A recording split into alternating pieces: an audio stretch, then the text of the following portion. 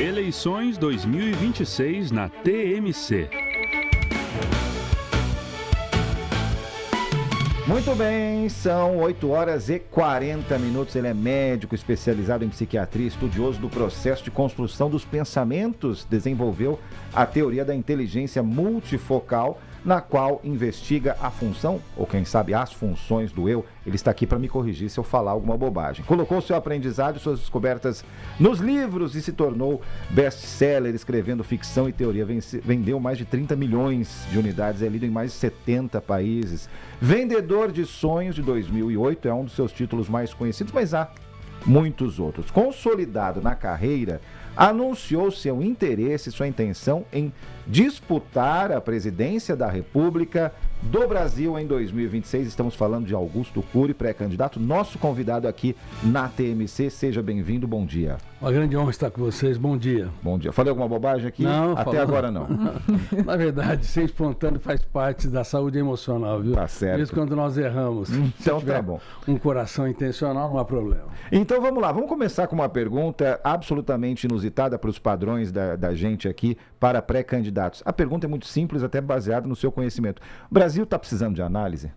O Brasil precisa de estar no divã, está tóxico, doente, polarizado, direita, esquerda, direita. Infelizmente, o Brasil dividiu as famílias, os líderes que foram os últimos deveriam ter sido professores da nação brasileira, a tal ponto de ter dito que ideias diferentes jamais deveriam servir de argumentos para que tenhamos inimigos a ser abatidos. Eu sou contra isso e é por isso que eu estou entrando na política, porque eu sou contra essa polarização.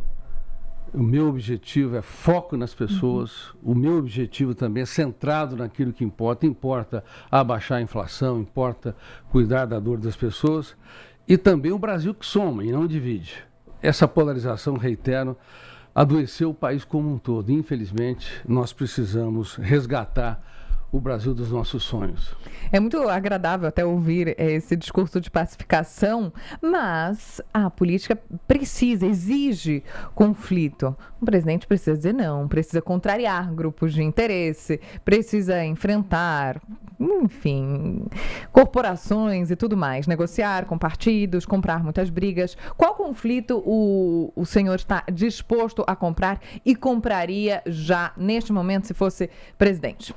Obrigado pela pergunta. De fato, a política vive de contrapontos, mas contrapontos, reitero, jamais deveria servir de tese para que nós tenhamos quem pensa diferente como inimigos a serem abatidos, que é o que está ocorrendo no Brasil. Um presidente deveria ser, em primeiro lugar, não o maior líder da nação, mas o maior servo da nação. Ele devia se curvar à sociedade para servi-la. E ele é apenas alguém contratado pelo voto, pago pelo contribuinte, com prazo determinado para ser despedido. Portanto, se tiver que contrariar, e vai contrariar, também a elegância, porque um estadista tem que ter elegância. O estadista não pode ter culto ao ego, o estadista tem que pensar no coletivo. O estadista não pode ser imediatista e nem ter um projeto de partido, mas um projeto de nação. Um estadista pensa nas crianças e adolescentes. Vejam bem, cada criança nasce no território brasileiro pagando com dívida de R$40 mil. Nós pagamos 1,140 bilhões no ano passado para rolar a dívida federal. Então, o estadista tem de entender também que o dinheiro do contribuinte é sagrado. Para mim, é sagrado. Tem o rosto de cada criança, cada adolescente, de cada professor, de cada paciente, de cada mãe e assim por diante. Dani. Candidato, muito bom dia, obrigada pela presença aqui na TMC. Deixa eu tentar fazer um exercício de propor uma conversa um pouco mais linkada nos temas terrenos, por exemplo. Como é que o senhor, se eleito, conduziria a relação com os Estados Unidos, em especial diante das ameaças de um novo tarifaço, entre outros motivos, por conta do PIX, que virou o verdadeiro queridinho da nação e incomoda os americanos por não permitir, né, que empresas financeiras privadas dos Estados Unidos cobrem seus juros em cima de transações que o PIX faz de graça? Obrigado pela pergunta, Daniela. As relações com os Estados Unidos têm que ser boas no nível a tal ponto que nós precisamos aumentar e expandir o nosso comércio. O Brasil não pode ser vendido apenas como fazenda ou celeiro do mundo. Ele tem que ser vendido como supermercado do mundo. Por isso até eu repaginaria todas as embaixadas brasileiras para que se tornasse 4.0, para que houvesse pelo menos 1 ou 2 feiras por ano nos principais países e até usasse as mulheres que às vezes têm subemprego para ajudar nessa jornada. Eu sei que os Estados Unidos agora estabeleceu 25%, isso pode comprometer várias pautas brasileiras. Agora, ele é um gigante. Os Estados Unidos é a maior economia do mundo, mas ele está super endividado.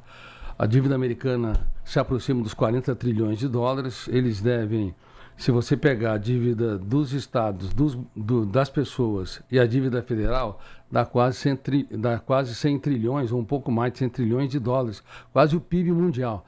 O desespero dos Estados Unidos, por detrás do cenário, está na necessidade de resolver uma equação gravíssima, que é a dívida deles. Agora, eles não podem resolver a dívida só tarifando o Brasil e prejudicando a nossa economia. Vai ser um relacionamento excelente, mas olhos nos olhos, e se eles nos taxarem em alguns assuntos, em alguns temas, também temos que taxar, porque nós não podemos ter uma condição de subserviente. Tem que ser uma relação séria, pacífica, mas inteligente e de igualdade. Por outro lado, tem... Pois não, Dani. Pois não. Não, muito rapidamente, então, o que o senhor defende é, esgotadas as negociações, uma política de reciprocidade sobre os americanos também, para poder fazer uma defesa da economia nacional, é isso? Sem dúvida nenhuma, Daniela, sem dúvida nenhuma. Uma política de reciprocidade. Todas as teses de negociação nós temos que resolver. Foco, reitero, nas pessoas, temos que ser um Brasil que soma, e também o Brasil centrado naquilo que importa. Importa a soberania nacional, importa que nós possamos ter um relacionamento de igual para igual, embora eles tenham uma economia muito maior que a nossa, mas eles dependem também do Brasil. Por outro lado, entrando nessa da geopolítica e da economia, candidato, a gente tem de um lado os Estados Unidos, você já colocou a sua posição com relação aos Estados Unidos, e por outro China, que tem uma disputa, né, pela liderança econômica global. E o Brasil tem muita relação comercial com a China e isso tende a se expandir. Está se expandindo nas últimas 2 décadas. Então, qual a posição do Brasil, considerando também a tradição diplomática que o Brasil tem, em relação a esses 2 países? Tem que ser 100% pragmático, tem que olhar da arquibancada, dos bastidores, qual que seria a sugestão do senhor? Olha, como o meu foco é nas pessoas. Imagina, nós temos quase 10 milhões de jovens que nem trabalham, 8 a 10 milhões de jovens que nem trabalham nem estudam.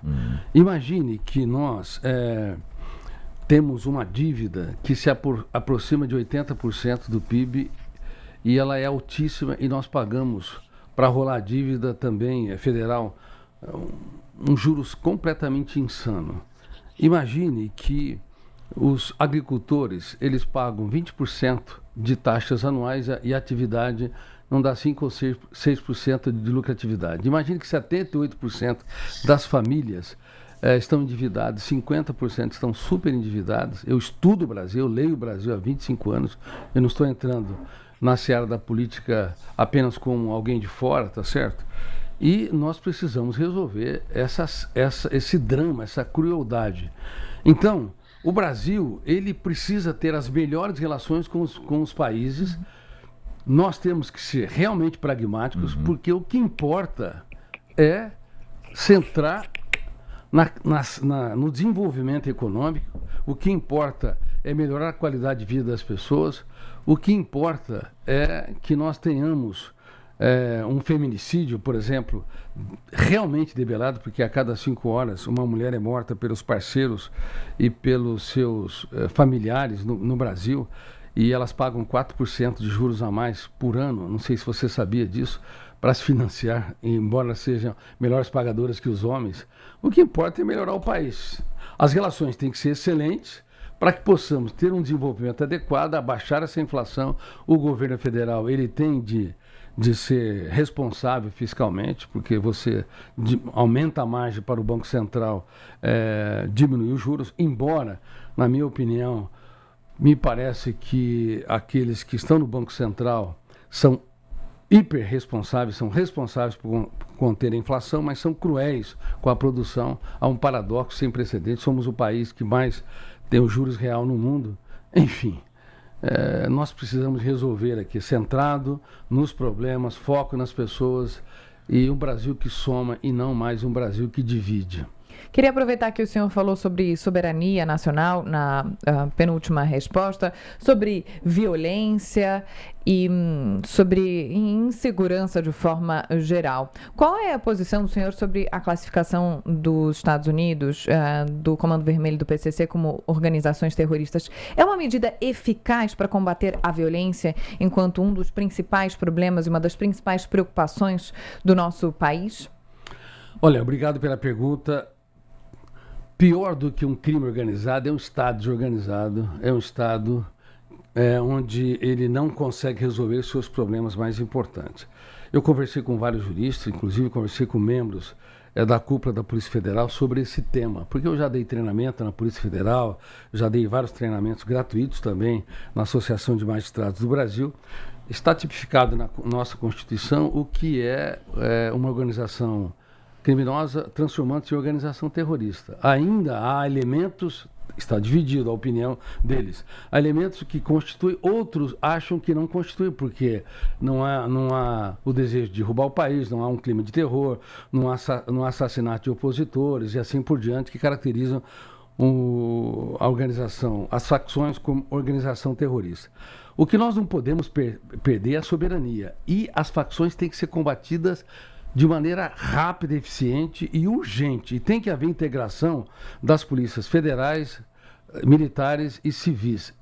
E tem também de haver um equipamento e tecnologia para que o combate ao crime organizado, de fato, seja eficaz. Porque entra governo, sai governo, a conversa é a mesma. Se não há integração e não há tecnologia e também melhores salários. E veja bem, a Polícia Federal tem menos de 15 mil membros na sua corporação. Só o FBI tem mais de 50 mil membros para cuidar de assuntos internos federais nos Estados Unidos. E tem várias polícias federais dos Estados Unidos.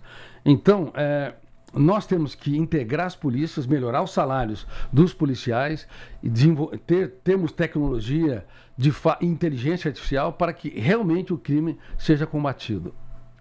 Mudando de assunto agora e voltando para ainda questões práticas, mas falando um pouco de economia. Como é que o senhor enxerga, dentro desse contexto até internacional, como é que o senhor enxerga o Brasil, o setor produtivo do Brasil? O senhor falou no comecinho, né? Deveríamos ser o supermercado do mundo. O senhor enxerga uma indústria de ponta no Brasil? Tem a questão das terras raras, né? Tem a questão da soberania trazida pela Joana, ou nós continuaremos sendo predominantemente exportadores de matéria-prima, o que nós somos desde antes do Brasil existir como país? Olha, essa pergunta é muito cara para mim. Eu era o melhor aluno de matemática no pré-vestibular, então meu pensamento também é lógico. Eu escrevi mais de 70 livros, e nos meus livros tem geopolítica e também tem muita economia. Nós temos que desenvolver uma indústria 4.0, nós temos que dobrar o número de cooperados, que são 27 milhões no Brasil. Para você ter uma ideia, a OCIPAR, a Organização das Cooperativas do Paraná, eles faturam 200 bilhões de reais por ano. Por quê? Eles não apenas produzem grãos, eles produzem a proteína animal, eles processam a proteína animal, e é um exemplo para o país. O Brasil tem que passar de 27 para 54, ou no mínimo 50 milhões de cooperados em todas as áreas, inclusive nas mais diversas áreas, para que os produtores rurais também processem a commodity, uma matéria-prima, para que possamos nos tornar o supermercado do mundo. Em relação à indústria, também, não apenas a indústria de proteína animal, nós deveríamos ter pelo menos 100 usinas de etanol de milho, e o etanol de milho sobre o DDGS, que é um proteinado, para que também no Nordeste brasileiro nós tenhamos a condição de processá-los. E deveríamos ter uma secretaria executiva de inteligência artificial e de robótica, porque talvez em 4 ou 5 anos não sobe pedra sobre pedra. Por isso, uma das pautas caras para mim é que nós tenhamos uma economia distribuída. Tenho conversado com vários economistas. Se nós não tivermos uma economia distribuída, ou seja, não financiarmos 10 milhões de microempresas nos próximos 4 ou 5 anos, e eu dividiria o BNDES na primeira semana no banco das grandes empresas e no banco da micro e pequena empresa. Em cada comunidade ou favela deveria ter uma agência do Banco Empreendedor, deveria também ter uma escola de empreendedor. Em cada escola pública deveria também ter uma agência do Banco da Microempresa e também uma escola. Em cada igreja, em cada cidade pequena, média ou grande. Se nós não tivermos uma microindústria também distribuída no Brasil todo, nós não vamos passar de vendedor de matéria-prima. Sempre nós nós estaremos enxugando o gelo. E a indústria mais robusta no Brasil precisa incorporar robótica e inteligência artificial ao máximo para ter produtividade. Mas as grandes empresas, elas terão muito mais chance de despedirem as pessoas porque vão usar muito mais tecnologia, e as pequenas e microempresas também têm de usar a tecnologia e talvez, quem sabe, daqui 4 ou 5 anos vocês não estarão me entrevistando, seria um robô me entrevistando. Ai, tomara Você que já não. pensou? Tomara que não. Mas eu quero dizer que nós temos que ter, brincadeira à parte, uma economia distribuída, caso contrário, esse país não vai se desenvolver, tá?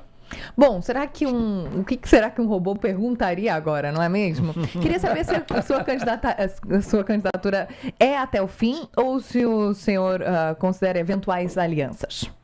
A minha candidatura vai até o fim, porque eu quero aumentar a régua do debate. Os presidenciáveis, eles falam de projetos pessoais, projetos de poder, e eu sou contra essa polarização. Eu quero falar cada vez mais de um Brasil que se desenvolve para abarcar 213 milhões de brasileiros. Isso está claro para mim, entendeu? Não é um projeto de Augusto Cury, de um psiquiatra, de um escritor, publicado, você falou em 70 países, nós estamos em 92 países agora, porque não havíamos, estávamos na Turquia, mas não estávamos em língua árabe ainda, entendeu?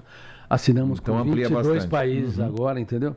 Bom, então não é um projeto de Augusto Cury, é um projeto para a nação, até porque, para mim, o presidente é apenas um empregado da sociedade, contratado pelo voto, pago pelo contribuinte, com prazo determinado para ser despedido.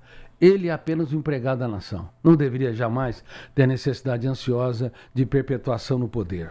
Agora, um psiquiatra talvez ajudaria ali a acalmar os ânimos em Brasília, não é mesmo? Bom, eu conversei com muitos líderes políticos e todos eles mostraram uma atenção muito grande, um respeito muito grande pela minha biografia.